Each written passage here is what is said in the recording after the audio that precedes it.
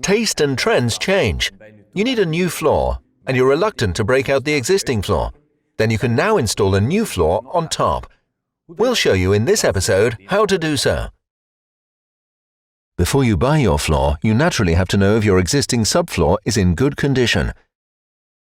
Your floor isn't even, for example. Then you will need to level it first. This subfloor has been leveled. It should be perfectly even, but it's always a good idea to check. For the floor I want to install here, I may have a maximum difference of 0.5 centimeter over a distance of 3 meters. My flat bar is 3 meters long, thus I shouldn't have an opening bigger than 0.5 centimeter.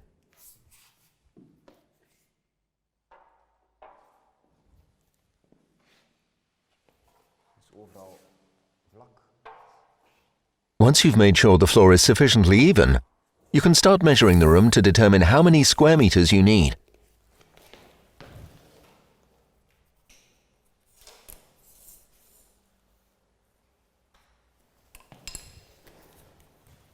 You can draw the room on a piece of paper. Take into account all corners and edges of the room. Also calculate more than 10% for the cut loss.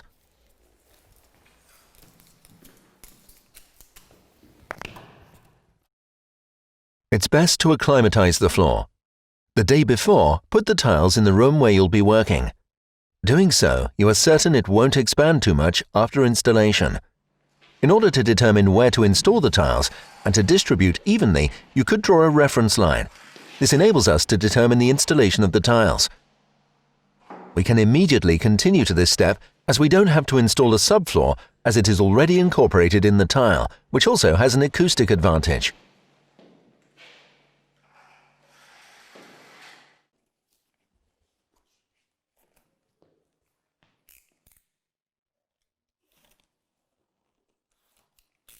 Choosing the installation direction proves to be a difficult choice at times. You can use the installation direction of the room, which will make it look longer, or you can choose to install in width, which will make the room look wider. You can also consider a fixed element, for example a kitchen island, so you can install the planks in the same direction as the fixed element. Once you've chosen the direction, you measure the length and the width, divided by the width or the length of the planks, to check if you won't end with a small piece, so you won't end up with remainder pieces.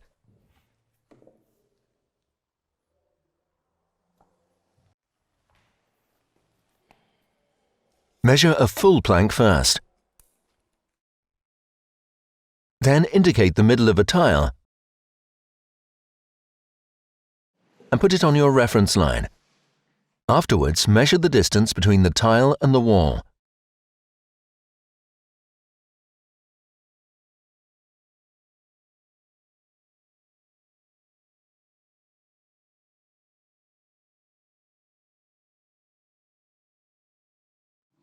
Now calculate if you have remainder pieces by dividing the number by the length of the tile. If you have a number after the decimal point, you'll have a remainder piece. In our case, the remainder piece is 6% of the length of a tile, which is too little. Repeat the process and measure everywhere you have projections or obstacles, and don't forget to check in width.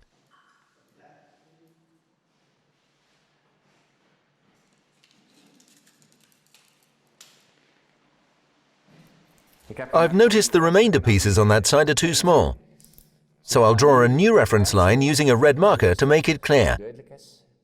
That reference line is the line I will be following for the installation of my floor. We draw a reference line as it is easier to work in a straight line. Certainly, in the case of a stretcher bond, you will be able to ensure a beautiful and straight end result.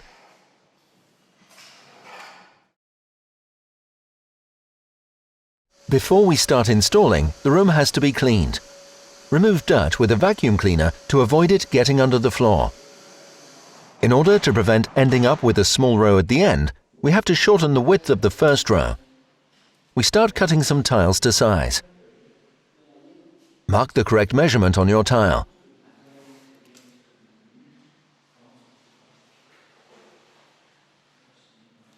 Using a flat bar and a sharp box cutter, you can cut the tile, then break it in half.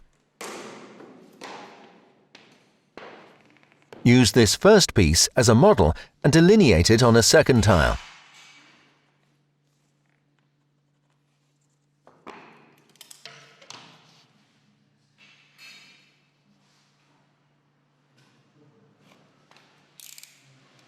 Cut again. Use your knee to break the tile. The length of the first tile in the row has to be cut to size as well. The process is the same.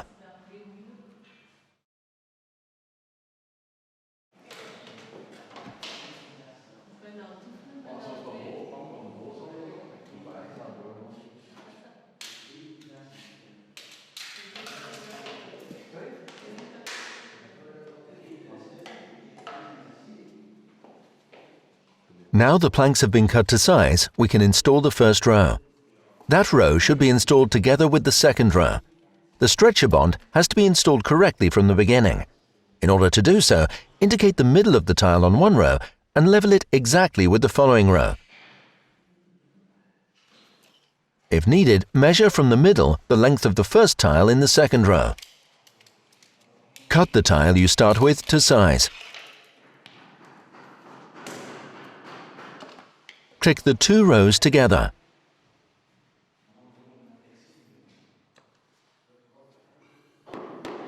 Use a tapping block and a rubber mallet to close the seams. Repeat the procedure with every seam to make sure they are well connected.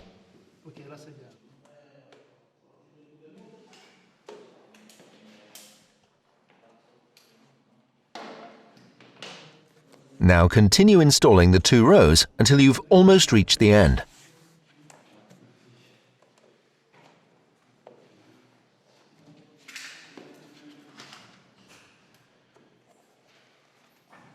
In order to make sure you're installing in a straight line, you have to install the first two rows simultaneously. When they're connected, which makes it firmer, slide them into place.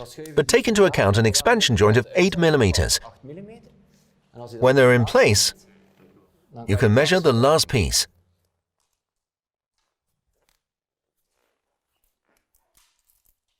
Here, you'll have to consider an expansion joint as well. Measure from the tile to the wall to determine the length of the last tile. Take into account the expansion joint of 8 mm. Transfer the measurement to your tile and use a flat bar again to cut the tile to size. Cut several times to ensure a good fracture line.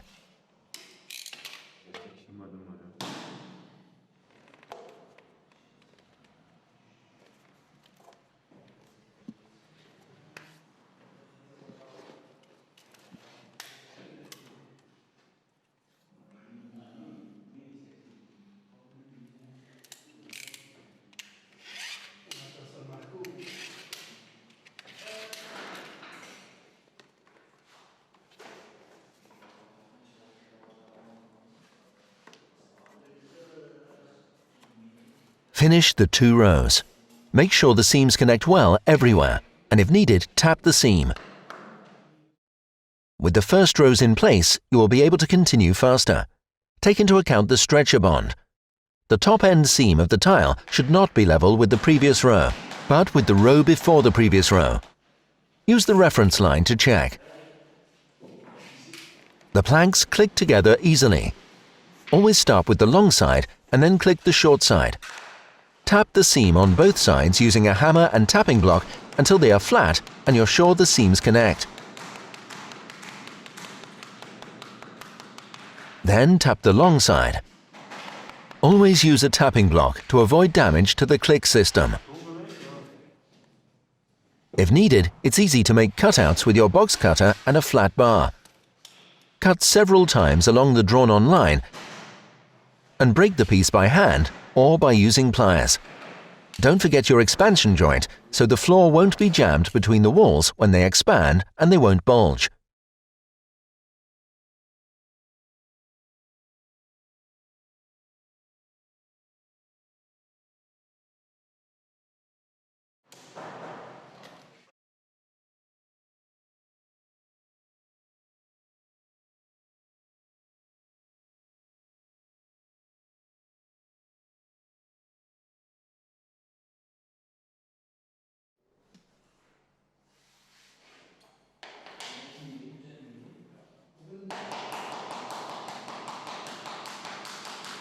Installing a stretcher bond demands extra time, but still the installation is fast, as the vinyl tiles already come with a subfloor attached.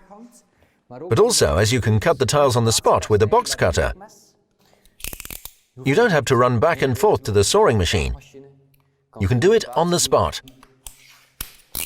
Cut the upper side and break in half.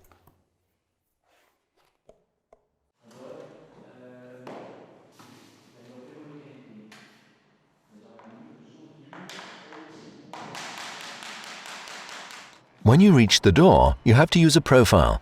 The door frame has to be customized. Put a tile on the floor and use it as a guide to customize the frame with a multi-tool.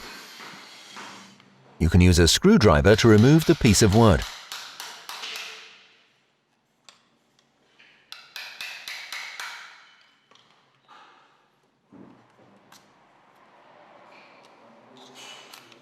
Use your tile to check if everything connects well.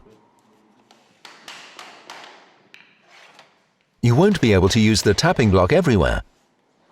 If needed, use the mounting iron to tap the seam.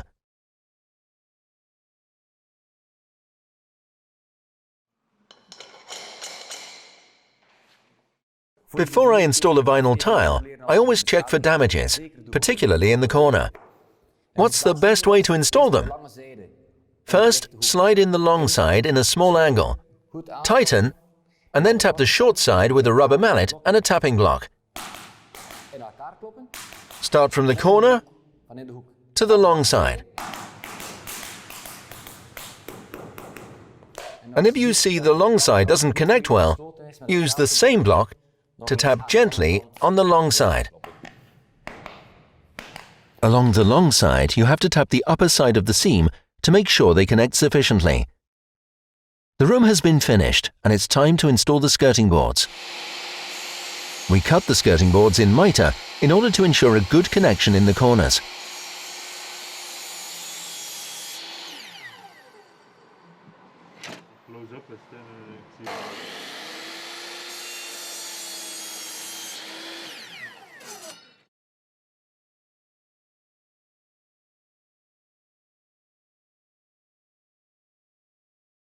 First, check if everything connects well.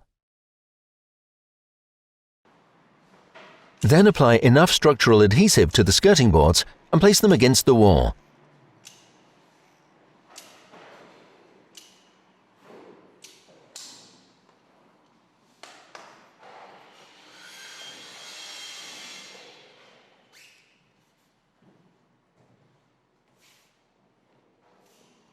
Install the second side in the same way.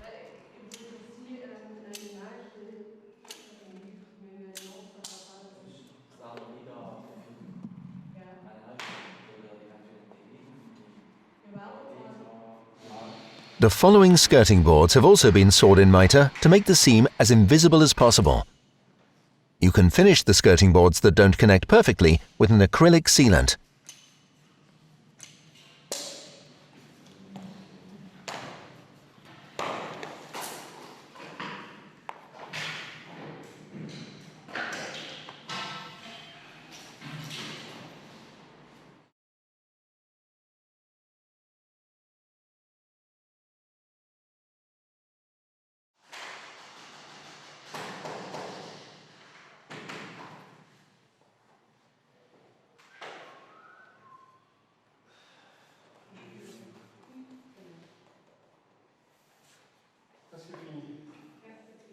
You see, installing a new floor doesn't automatically mean you have to start cutting and breaking. When you install a new floor on the old one, you immediately give a new look to the room.